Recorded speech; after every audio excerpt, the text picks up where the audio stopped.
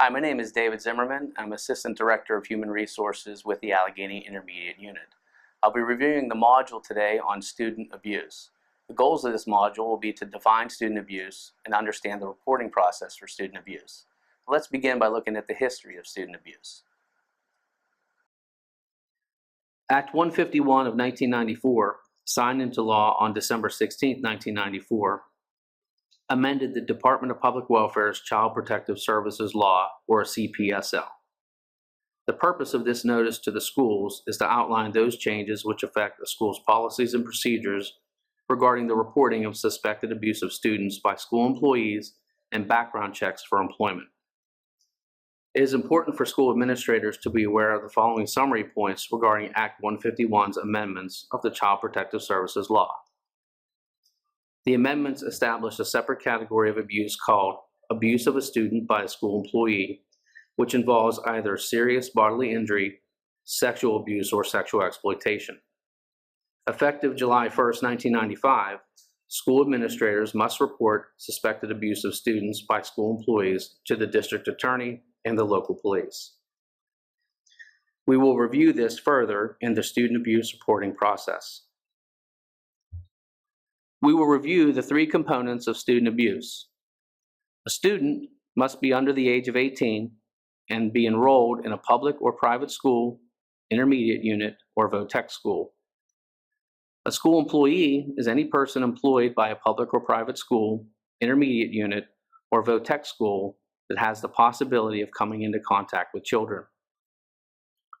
School employee includes subcontractors, for example, non-instructional staff, bus drivers, custodians, cafeteria workers, after-school and extracurricular activities being provided by a paid or contracted person, and so on. It only excludes individuals who have no possibility of having contact with children. This also excludes volunteers, as they are not being paid or contracted by the district. Anyone the school district pays is considered a school employee by definition of the CPSL. For example, a teacher that is providing instruction to a child outside of school, perhaps in the child's home, and is being paid by the school is a school employee, and if they were accused of abusing the child, they would fall into the student abuse section. However, if the parent hires a teacher to privately tutor their child and the parents pay for it, the parent then is placing the teacher as a person responsible for the child's welfare under the perpetrator category, which if they were accused of abusing the child, it would fall into the category of child abuse. To make it easier to remember, follow the money. Whoever pays in this example will determine the category of child abuse as a perpetrator or student abuse as a school employee responsible for abusing a child. The third component is abuse of a student by a school employee that causes either serious bodily injury or sexual abuse or sexual exploitation of a child. As a reminder, sexual abuse or exploitation involves the employment, use, persuasion, inducement, enticement, or coercion of any child to engage or assist any other person to engage in any sexually explicit conduct or any simulation of any sexually explicit conduct for the purposes of producing any visual depiction of any sexually explicit conduct, or the rape, molestation, incest, prostitution, statutory sexual assault, or other form of sexual exploitation of children.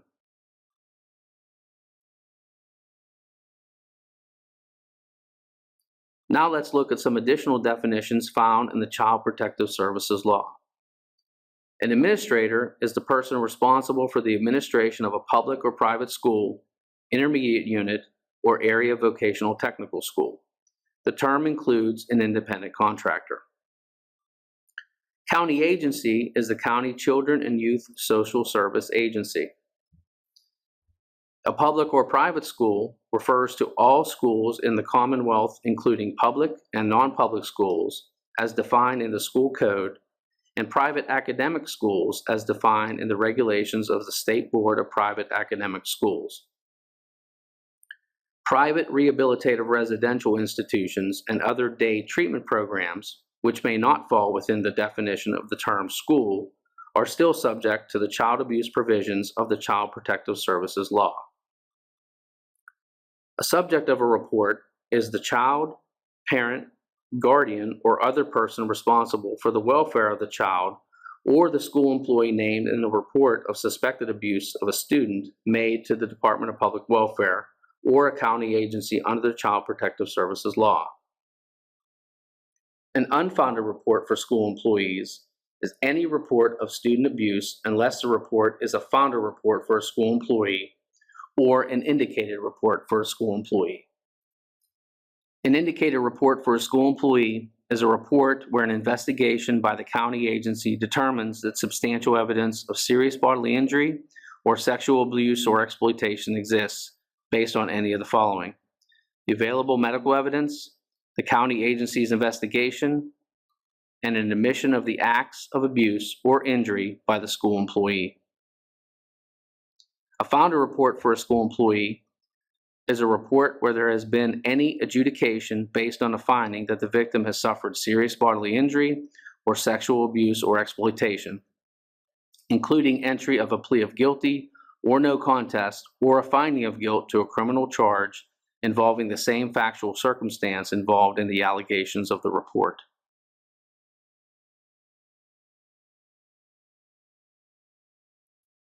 A school employee who has a reasonable cause to suspect that a student coming before him or her in the employee's professional or official capacity is a victim of serious bodily injury or sexual abuse or sexual exploitation by another school employee shall immediately notify the administrator. This reporting requirement applies whenever a school employee is suspected of abusing a student and is functioning in his or her role as a school employee regardless of when or where the abuse or injury occurred. Please note, if the accused abuser of a student is the administrator, the reporting school employee shall immediately report to law enforcement officials and the district attorney.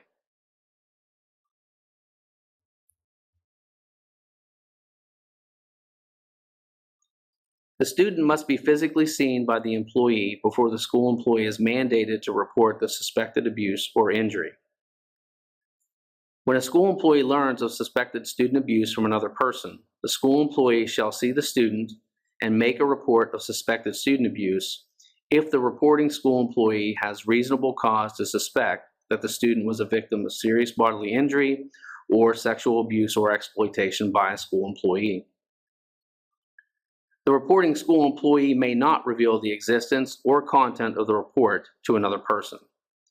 A school employee who makes a report in good faith of suspected abuse of a student by another school employee or of child abuse is immune from civil and criminal liability arising out of the report. Any school employee who willfully violates a reporting requirement commits a summary offense for the first violation. Any employee who commits a subsequent violation is guilty of a misdemeanor of the third degree.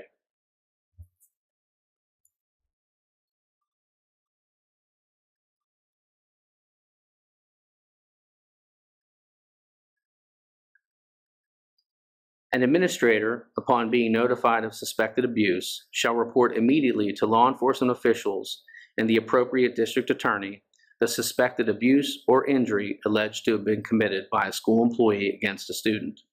The same reporting is required if the administrator suspects the injury or abuse.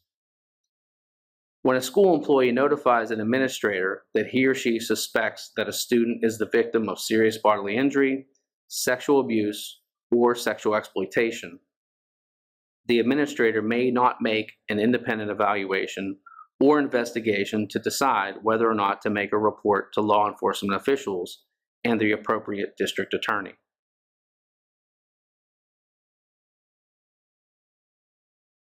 The Department of Public Welfare's Report of Suspected Student Abuse CY47-D form is completed by the administrator. The report is different from the Report of Suspected Child Abuse CY47 form. The CY47-D form for student abuse includes the student's name, age, address, and school, and the name and address of the student's parent or guardian, the school administrator, and the school employee suspected of the abuse. The nature of the offense and any comments or observations relevant to the incident must also be included.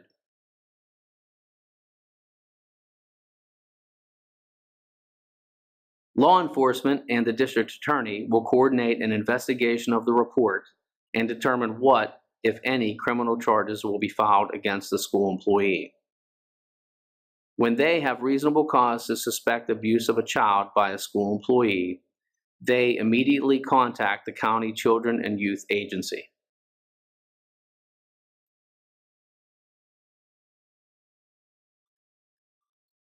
The County Children and Youth Agency immediately notifies Childline and begins an investigation. Prior to the initial interview with an employee suspected of abusing a student, the county agency must orally notify the subject of the report about the existence of the report, the allegations of the abuse, and his or her rights regarding amendment or expunction. Written notice shall be provided to the subject of the report within 72 hours of the oral notification. Notice may be reasonably delayed if notification is likely to threaten the safety of the student or the county agency worker, to cause the school employee to abscond, or to significantly interfere with the conduct of a criminal investigation.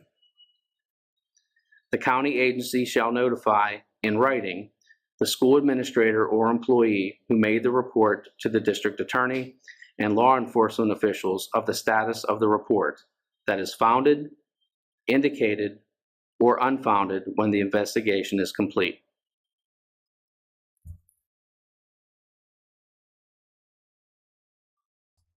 Willful failure to report and cooperate. For school employees, a school district, facility, or any person acting on behalf of a school district or facility that willfully fails to cooperate with the Department of Public Welfare or county agency when investigating a report of child abuse or suspected abuse of a student by a school employee, or when assessing risk to the child, commits a summary offense for a first violation and a misdemeanor of the third degree for subsequent violations. An administrator who reports suspected abuse is immune from civil or criminal liability arising out of the report. In cases where the administrator is the employee suspected of abusing the student, the school employee who suspects the abuse shall immediately report that information to law enforcement officials and the appropriate district attorney. The law requires the administrator to report suspected abuse immediately.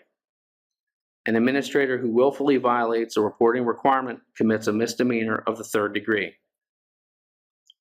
Nothing prevents the school from conducting its own investigation after making the report to law enforcement and the district attorney. However, the school district is urged to coordinate its investigation with its local law enforcement and child protective services so as not to jeopardize any criminal investigation or prosecution. School may take any action that the school district deems appropriate in accordance with provisions of the school code and district policies and procedures.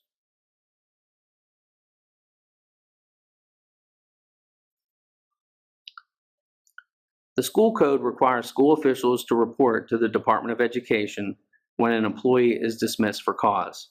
Therefore, if an employee is dismissed because of abuse of students, the school officials must report the dismissal to PDE. School officials must also report when an employee is formally charged with or convicted of a crime of moral turpitude. Because child abuse and abuse of students are crimes that involve moral turpitude, school officials must report to PDE if an employee is charged with or convicted of one of these crimes. The school's mandatory report form is located on the PDE website, and procedures are in the Basic Education Circular section. Now that we've reviewed the module for student abuse, let's check for understanding. All schools are included in student abuse, including public and private schools defined by the Public School Code and private academic schools. True or false?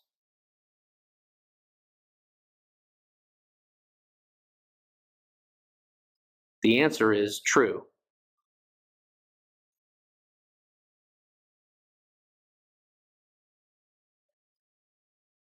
Student abuse is comprised of three components: a student, a school employee, and a type of abuse. True or false?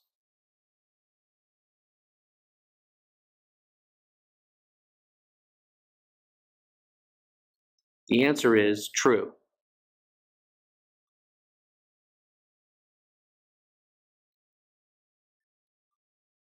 An administrator shall report immediately to law enforcement officials and the district attorney any report of serious bodily injury, sexual abuse, or sexual exploitation alleged to have been committed by a school employee against a student.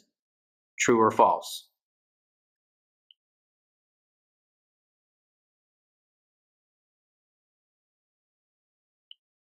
The answer is true. What is the correct sequence of the student abuse reporting process? Is it A, school employee to Childline, to administrator, to law enforcement and district attorney, to children and youth agency? Or B, school employee to administrator, to law enforcement and district attorney, to children and youth service agency, to Childline?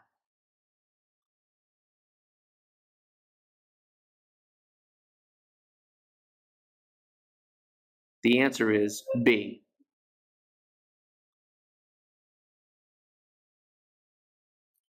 An administrator who willfully violates the law regarding the reporting of student abuse commits a misdemeanor of the third degree. True or false?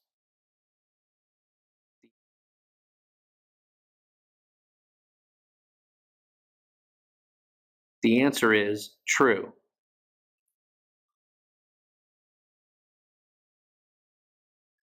School districts are encouraged to take prompt action adopting policies and procedures which will meet their new obligations under the amended Act 126 Child Protective Services Law. At a minimum, schools should inform employees and contractors who provide services to the school of the major provisions of the law and their responsibilities for reporting suspected abuse. Establish reporting procedures with local police and the district attorney. Inform parents and students of the law and of the appropriate procedures for informing school staff of situations which fall under the scope of the law, and contact the local county children and youth social service agency regarding its procedures relative to the amended Child Protective Services Law. Issues related to abuse of students, as well as child abuse, should be part of the school district's comprehensive violence prevention program. Planned training programs should be used to inform school employees of their responsibilities under the law and the steps to take to prevent the occurrence of abuse of students. A comprehensive violence prevention program is the primary starting point for dealing with any form of abuse.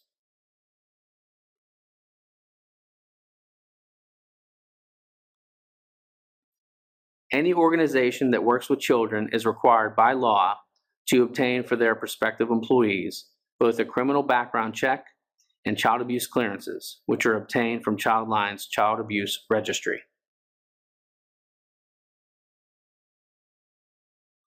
Child Protective Services will respond to student abuse complaints. Childline is available 24 hours a day, 7 days a week to receive reports. An investigation begins and includes risk and safety assessments.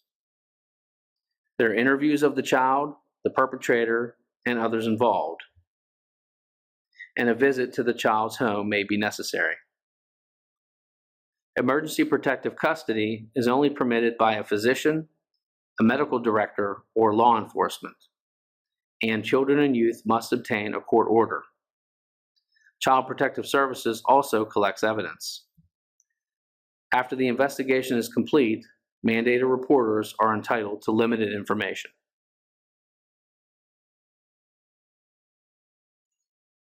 Children and youth agencies are required to automatically refer a case to law enforcement for criminal investigation in these circumstances: homicide, sexual abuse and exploitation, serious physical injury, serious bodily injury, and abuse perpetrated by a non-family member.